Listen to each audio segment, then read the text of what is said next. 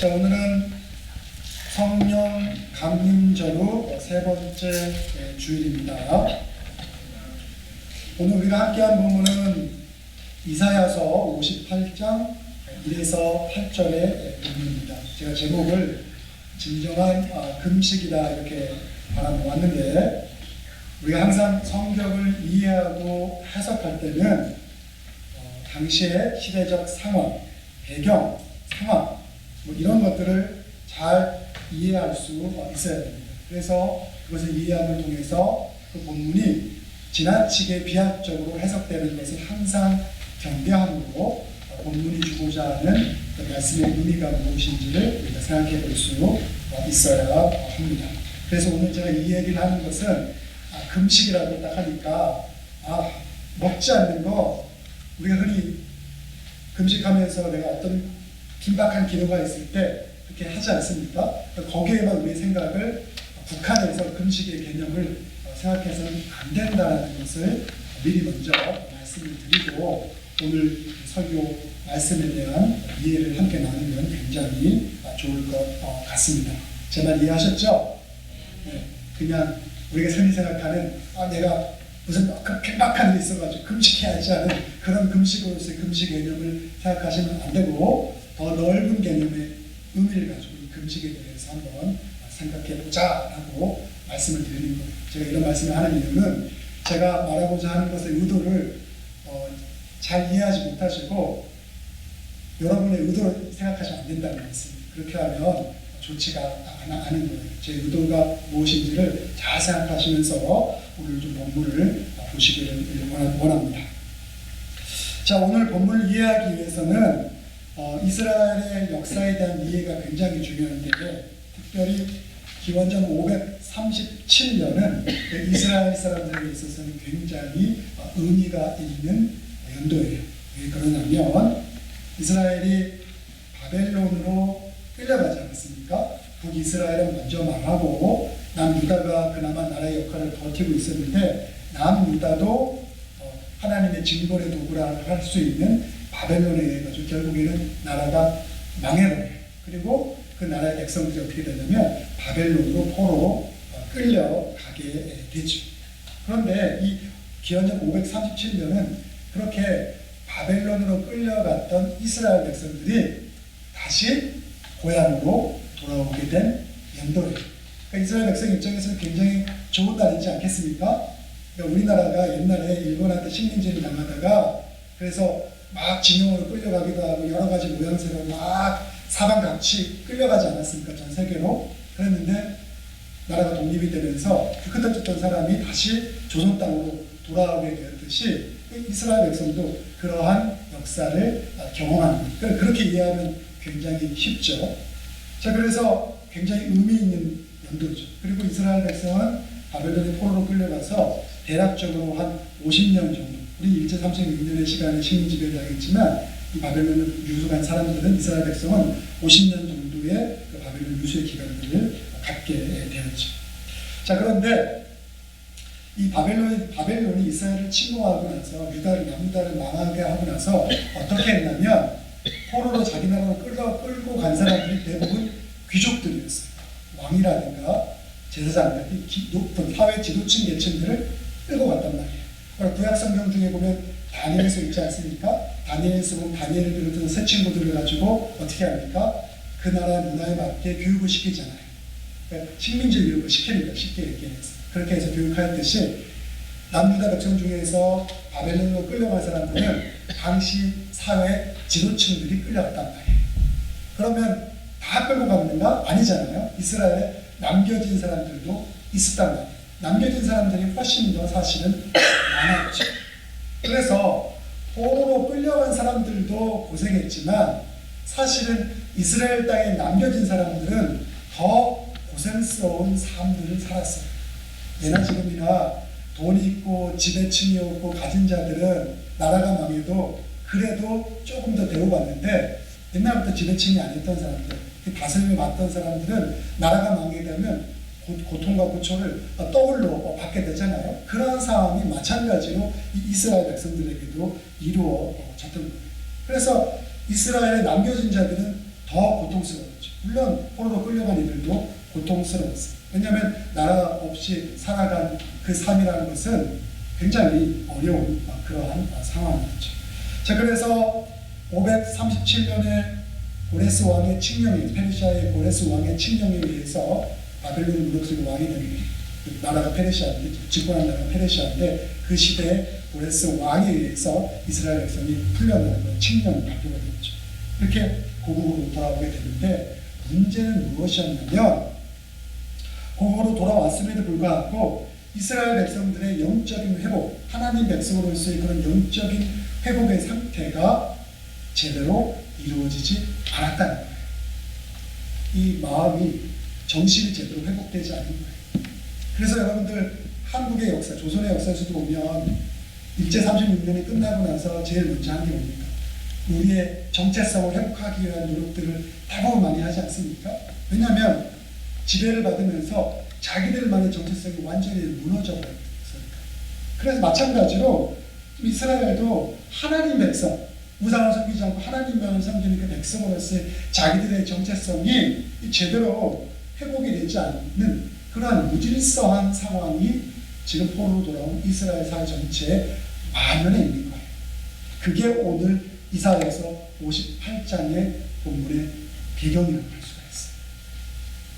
자, 그래서 오늘 이사야 선지자가 그러한 이스라엘 백성의 모습을 자기 눈으로 확인하고 그들을 위해서 하나님 말씀을 전파하기 위해서 이 말씀에서 목소리를 크게 높여서 지금 외치고 있는 거예요. 너희들이 하나님 백성으로서 정체성을 회복해야 되는 것 아니냐? 또 그것이 과연 무엇을 의미하는 것인지 너희들이 진정으로 알아야 되는 것 아니냐를 말씀하고 있는 거예요. 그것을 설명하기 위해서 이사야 선지자가 사용했던 도구 중에 하나가 뭐냐면 금식이에요. 금식. 왜 금식을 사용했을까? 이스라엘 백성들에게 있어서 금식은 어떤 의미였냐면 포로로 끌려가고 나서 그들이 고통과 어려움을 경험하면서 하나님 백성으로서 자기의 정체성을 지키기 위해서 금식을 하나의 수단으로 사용하였죠. 그래서 포로 끌려간 이후에 다시 돌아오고 나서도 금식이 이스라엘 역사의 전통에 있어서 어떤 의미를 가지고 있었냐면 그들의 어떤 정체성 회복을 위한 하나의 그러한 도구로서의 역할, 의미를 가지고 있었어요. 그래서 우리가 구약 성경을 읽다 보면 이 금식을 강조하는 여러 구절들이 나오는 이유가 다 그러한 맥락을 가지고 있었던 거예요. 금식이라는 것이 단순히 한 끼 음식 먹지 않는 거, 그래서 내가 어떤 간절한 것이 있으니 그걸 통해서 뭔가 이거를 해결받아야지 하는 그러한 의미를 담고 있는 것이 아니라 이 금식, 이스라엘 백성이 했던 금식이라는 것은 공동체적으로 하나님의 백성으로서 회복하기 위한 그러한 역사적 배경과 의미를 담고 있는 가운데서 행해졌다는 거죠. 근데 그게 바른 금식의 의미였는데 사실은 그것과는 전혀 다른 모습으로 포로 이후에 돌아온 이스라엘 백성들이 금식을 하고 있다는 거예요. 마치 우리가 금식에 대해서 잘못 이해함을 통해서 내 어떤 욕심을 만족하기 위한 하나의 수단으로서 그런 것들을 사용하게 되면 그렇듯이 잘못된 의미를 가지고 있었다는 것이죠. 그래서 이사야 선지자는 지금 무질서하고 하나님에 대한 백성으로서의 정체성을 회복하지 못한 이 무질서한 이스라엘 사회를 향해서 그 부패를 향해서 가르치고 있는, 이렇게 해서는 안 된다라는 것을 지적하고 있는 거죠. 너희들이 지금 하고 있는 금식이라는 것, 경건이라고 나타내고 금식을 하는데 그것이 하나님 보시기에 얼마나 무의미한 행동을 지금 하고 있는지를 지적하고 있는 거예요. 그것이 본질적으로는 너무나 중요한 의미를 담고 있는 것이지만 그것을 행하는 사람의 의식과 자세는 전혀 그 본질적인 의미를 담고 있지 못한 모습으로 그 행위를 하고 있는 거예요. 그러니까 당연히 질책을 받을 수밖에 없는 것이죠. 자, 우리가 신앙생활하는 데 있어서는 종교적인 경건의 모습을 드러낼 수 있는 여러 가지 다양한 방법들을 잘 활용하는 것이 굉장히 중요합니다. 그런 것들이 무엇이 있겠습니까? 오늘 우리가 예배 드리지 않습니까? 이렇게 공적인 예배를 드리는 것, 그리고 우리가 신앙생활하면서 기도하는 것, 하나님 말씀을 읽는 것들, 이런 모든 것들은 우리가 하나님과의 관계를 집중하게 할 수 있는 중요한 도구들이죠. 방법들인 거죠. 자, 근데 문제는 무엇이냐면 이것이 그리스도인으로서 굉장히 중요한 요소들 하나하나임에도 불구하고 또한 이것을 통해서 우리 영적인 감수성이 회복되어지고 하나님과 깊은 관계를 맺을 수 있는 도구로서 이것이 사용됨에도 불구하고 우리가 이런 경건 생활을 할 때 있어서 항상 경계하고 잊지 말아야 될 것은 우리 이런 경건 생활이라는 것이 매너리즘에 빠져버려서 그 본질을 잊어버리고 본질을 왜곡시킬 수 있다. 아까 제가 계속 모두에서 말씀드렸듯이 그 금식의 의미도 우리가 공동체적인 금식의 의미를 개인 사적인 영역으로 좁혀버렸듯이 그러한 일들이 우리의 경건생활 가운데서 너무나 많이 일어날 수 있다. 제가 또 이렇게 이야기를 한다고 해서 그러면 개인의 문제를 금식하는 건 목사님 안 되는 거예요? 저 그런 의도 아닙니다. 그런 거 하셔도 되는데 보다 본질적으로 금식의 의미가 무엇인지를 우리가 한번 생각해 보아야 한다는 의미를 담고 있는 것이죠. 자, 그래서 여기서 제가 말하는 이 금식이라는 것을 조금 다르게 이해하시려면 우리 신앙생활에 있어서 우리가 할 수 있는 경건생활의 모습으로 이것을 이해하면 보다 여러분 마음 가운데서 가장 이해가 되실 겁니다. 자, 그런데 그러면 오늘 본문에 따르면 하나님 보시기에 또 이스라엘 눈으로 보기에 이 이스라엘 백성들이 어떻게 그 음식을 왜곡했는지를 이사야가 두 가지를 지적을 하고 있어요. 무엇을 지적하냐면 첫째는 오늘 본문에도 3절에도 말하고 있지만 이스라엘 백성들이 하나님께 이렇게 하셔야 됩니다. 나 지금 하나님 금식하고 있잖아요. 하나님 나 경건의 모습을 하나님께 보여주고 있잖아요. 근데 왜 나 안 봐주시는 거예요? 이 말 이해가 되십니까? 나 금식하고 있어요 하나님. 나 금식하는데 나 좀 쳐다봐 주시고 내가 하고 있는 금식 보면서 나의 경건한 모습 한번 봐주시면서 내가 바라고 내가 원하는 거 하나님 틀어주셔야 되는데 왜 나 안 쳐다봐주고 나한테 관심 없이 이렇게 무관심한 거로 내 금식의 이 행위에 대해서 안 쳐다봐 주시는 거죠? 지금 그렇게 불편합니다. 제가 오늘 본문의 말씀대로 읽어드릴까요? 58장 3절에 이렇게 나오죠. 우리가 금식하되 어찌하여 주께서 보지 아니하시오며 우리가 마음을 괴롭게 하되 어찌하여 주께서 알아주지 아니하시나이까.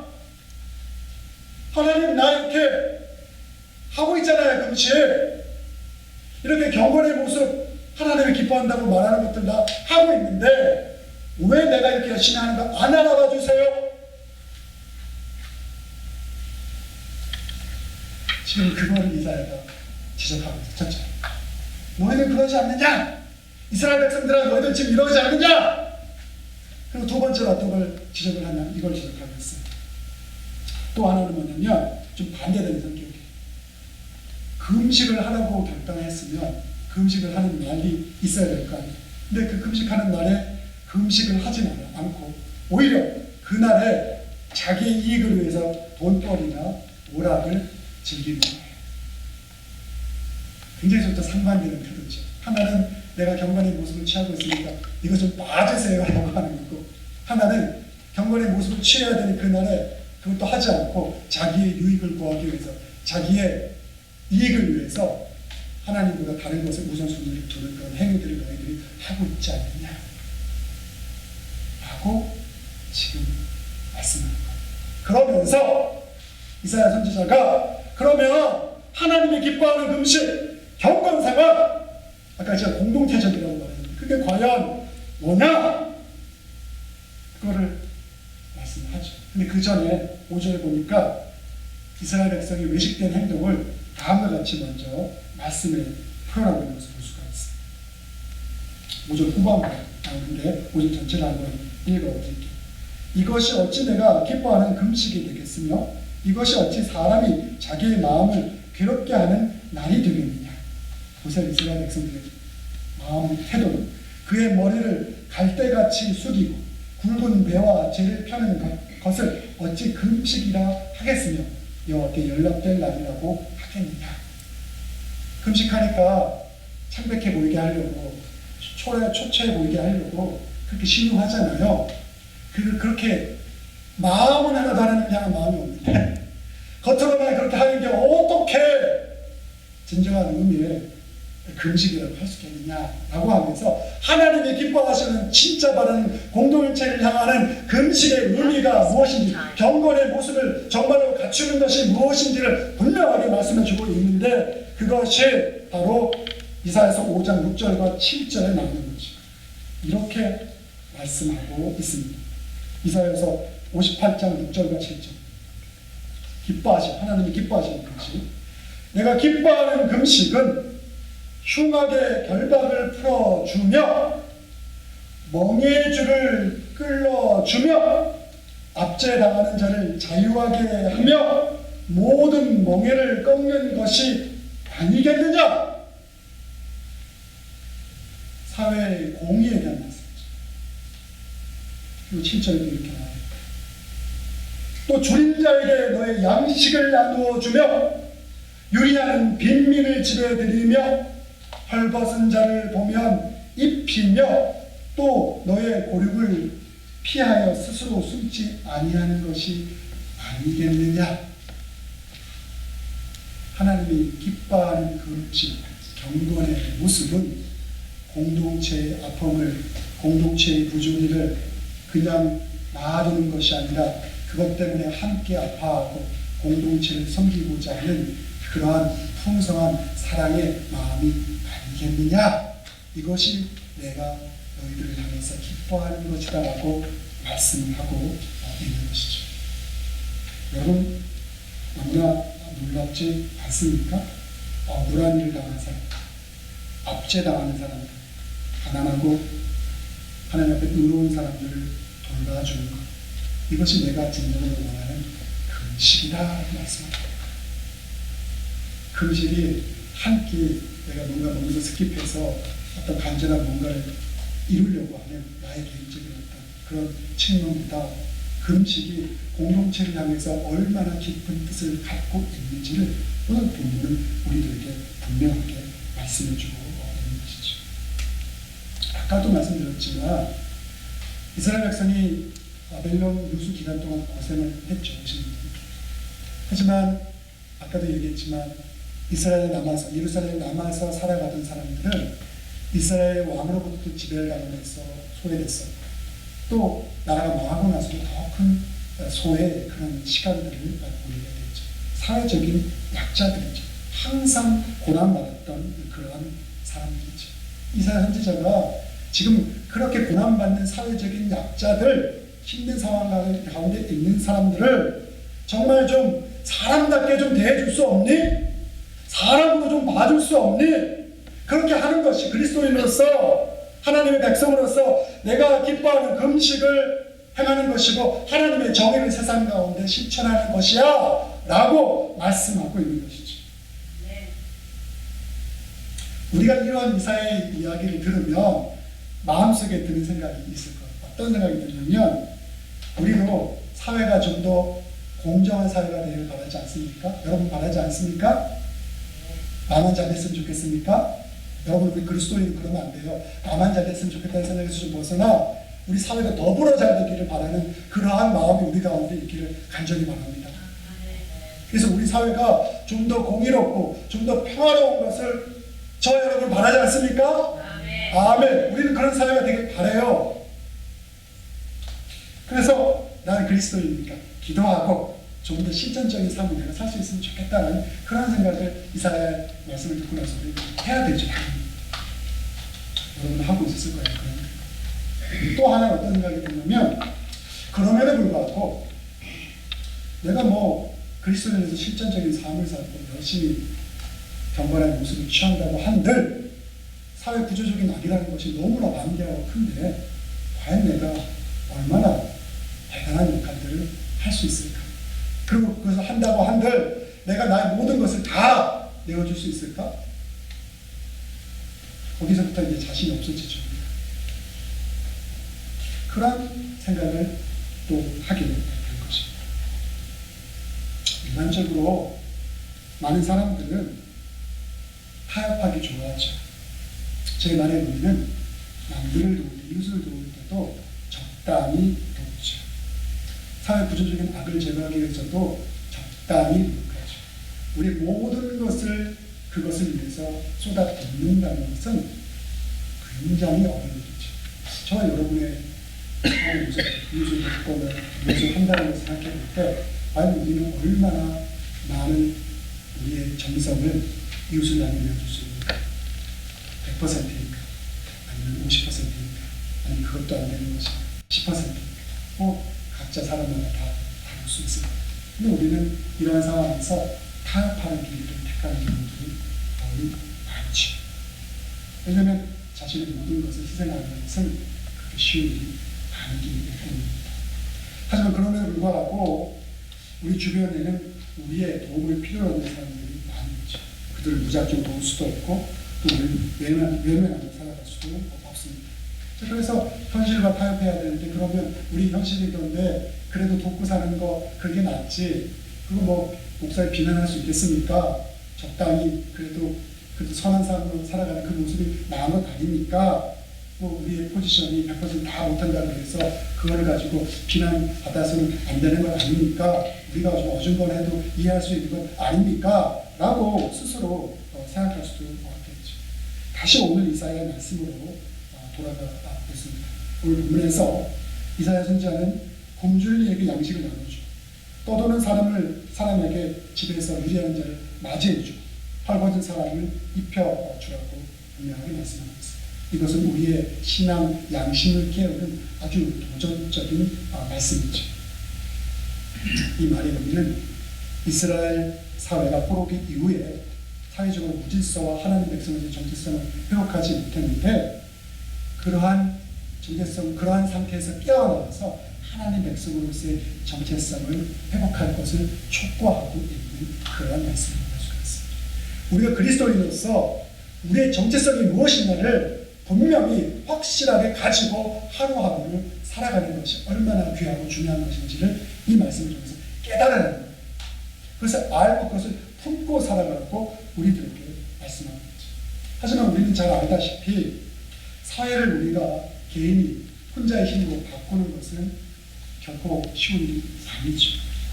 우리의 양심이 선하기 때문에 양심이 선한 대로 좋은 대로 내가 살아야지라고 한다고 한들 그것만 가지고 있어 부조리한 사회를 기억할 수 없죠.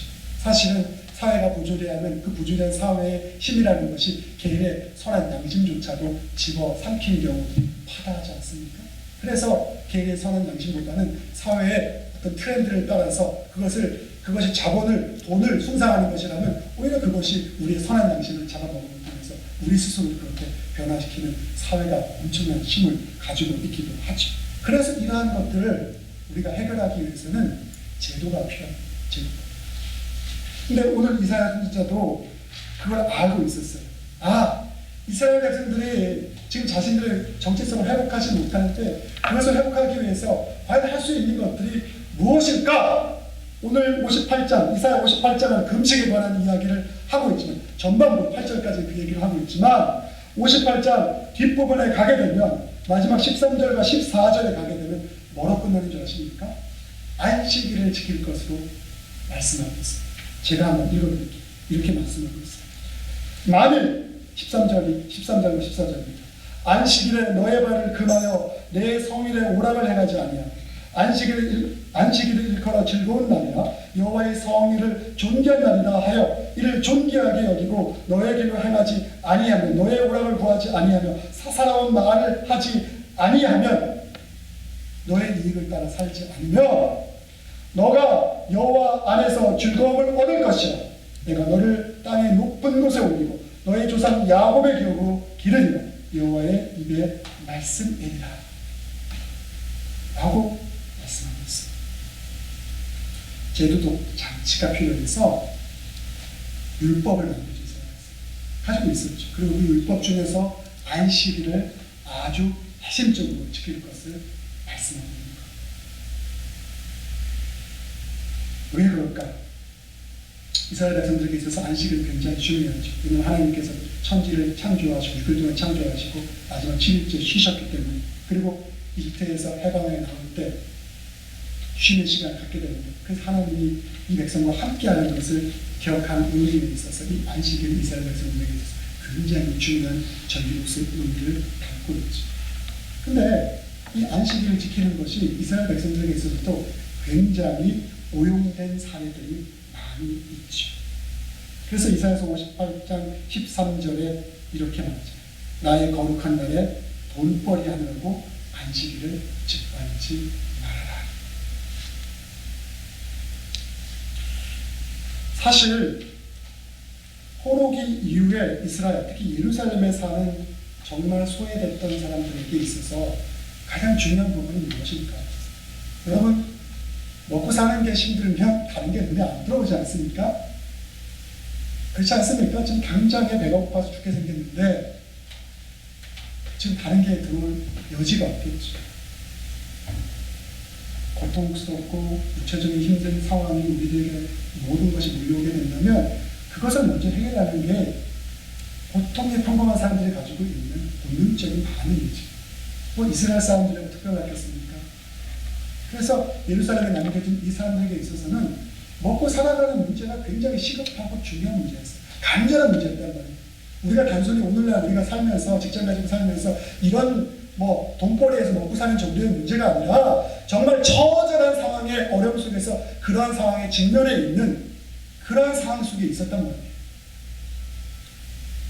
그런 상황 속에 있는 사람들에게 지금 이사야 선지자가 나의 거룩한 날에 돈벌이 하느라고 안식일을 짓밟지 말아라 라고 이야기한다면 그 말이 얼마나 그 당시 이스라엘 백성들에게 마음으로 억세게 됐을까요? 받아들였을까요? 참 힘들지 않았을까요? 여러분, 여기서 이사야 선지자가 안식일을 지키라고 이야기를 하고 또 많은 목사님들이 안식일을 지킨다는 것 통해서 안식일이 오늘날 그리스도의 예배에서 주일 아니냐, 주일 정수 꼭 해야 된다 라고 하면서 주일 안 지키면 마치 어떻게 될 것처럼 이야기하는데, 여러분, 그런 식으로 우리가 안식일을 지키는 것 또는 주일을 지키는 것을 해석해 보면 그것이야말로 율법적으로 성경의 말씀을 이해하는 것. 제가 이렇게 이야기하면서 주일 예배가 귀하지 않은 것, 또 안식일을 지키는 것이 귀하지 않은 것을 의미하는 것 아닙니다. 정말 귀하지만 그것을 율법적인 의미로 오용해서는 안 된다는 거예요.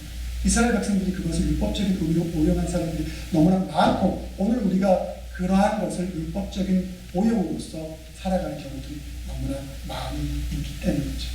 여러분, 우리가 안식일에 대한 이해, 또 주일에 대한 이해를 우리가 바로 하기 위해서 중요한 게 뭐냐면 예수님이 이런 말씀을 하죠. 안식일을 위해 사람이 있는 게 아니라 사람을 위해서 안식일이 있다. 안식일을 위해서 사람이 있는 게 아니라 사람을 위해서 안식일이 있다. 바리새인과 사두개인들은 안식일 규정이 A, B, C, D가 있으면 A, B, C, D 지키는 것이 중요했지만 예수님에게 있어서는 안식일에 A, B, C, D 지키지 않아도 안식일의 그 규정보다 율법보다 더 중요한 사람이 더 중요했기 때문에 사람이 오히려 그 안에서 치유받는 것이 더 중요했다는 것을 말씀합니다. 본질은 무엇인지를 말씀하고 있는 거예요. 그럼에도 불구하고 이사야 선지자는 예루살렘 사람들에게 경고를 하고 있습니다. 이들이 그러한 처절한 상황 가운데 있는 것을 내가 분명히 알고 있지만 나의 거룩한 날에 돈벌이 하느라고 안식일을 짓밟으면 안 된다라고 말씀하고 있는 거예요. 여기서 우리가 집중해서 봐야 될 건 뭐냐면 내 이익을 구하려고 그것을 성경에서 돈벌이 한다는 표현 또는 영어로는 interest, 자기의 어떤 이익을 구하기 위해서 그날을 사용하려고 하는 우리의 마음과 태도예요. 이것이 포인트예요. 우리가 안식을 율법적으로 이해하지 않기 위해서 주일을 그러니까 우리가 예배하는 것을 율법적으로 이해하지 않기 위해서는 우리의 마음과 태도 안에 내 이익을 구하는 것보다 하나님을 향한 마음이 더 우선인지 더 큰지를 우리가 점검해 볼 수 있는 거예요. 이것이 오늘 본문이 우리에게 주는 중요한 의미를 담고 있는 거예요. 그런 의미에서 니들이 안식일 지키지 않는 것은 돈벌이 하기 때문인 거 아니냐라고 하는 의미는 너희들의 마음의 우선순위 가운데 그것이 무엇이든 간에 하나님보다 더 우선시하는 우상이 너희들 가운데 있는 것이 아니냐라는 것을 말합니다. 그런 우상 가운데 빠져 있는 사람들은 그것이 돈이든 명예든 권력이든 사회 정의와 평화가 그들에게 의미가 없죠. 왜냐하면 자기 자신의 유익이 자기 자신의 정욕과 욕구를 만족시키는 것이 가장 중요한 일본이기 때문에 그런 거죠. 그런 사람들은 결국에 망할 수밖에 없다. 그것에 대해서 경고를 하고 있습니다. 그래서 망하길 바라지 않고 하나님의 백성으로서 그 풍성한 생명을 누리길 원하기 때문에 너희들의 눈에 볼 때는 당장에 먹는 것이 급해서 그것을 쫓아가는 것이 더 시급하게 보일지 모르지만 하지만 하나님은 그 상황에서 먼저 찾는 것이 더 귀하고 소중한 것이라는 사실을 말씀하고 있는 거예요. 왜냐하면 생명의 근원이 하나님으로서부터 우리에게 오기 때문에. 근데 그걸 생각하지 않는 거예요. 그거를 지금 오늘 말씀하고 있는 거예요. 그리고 안식이라는 것은 그러한 생명의 근원이 하나님부터 오는 것을 지키기 위한 최소의 장치로서 보여주고 있는 거예요. 그걸 지켜야 기름두기 장치로서 보여주고 있는 거죠.